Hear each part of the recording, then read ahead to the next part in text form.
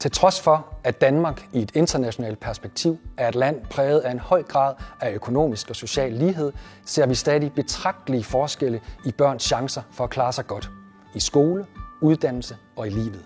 Og det må vi sammen gøre noget ved. Mit navn er Thomas Engsi, og jeg er docent i forskningsprogrammet Udsathed og Chanceulighed ved Professionshøjskolen UCN.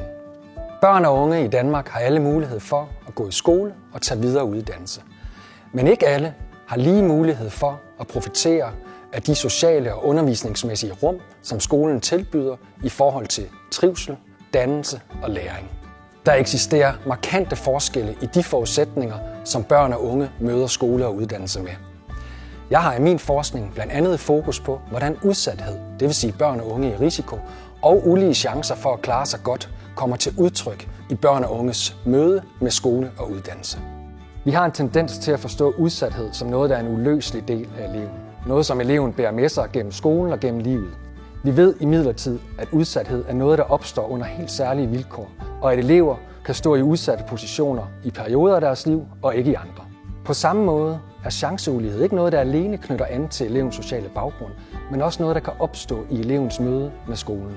Min forskning i inklusion i folkeskolen har blandt andet vist, at den enkelte skole og de enkelte lærers gode intentioner om at ville inkludere elever med særlige undervisningsmæssige behov i den almene undervisning rent faktisk kan have kontraproduktive betydninger og virke ekskluderende. Det kan blandt andet komme til udtryk ved, at eleven ikke mestrer det sociale og det faglige i klassen og ikke oplever at høre til skolens fællesskaber, hvilket vi ved er afgørende i forbindelse med at tilegne sig kundskaber, trives i fællesskabet og dannes som menneske.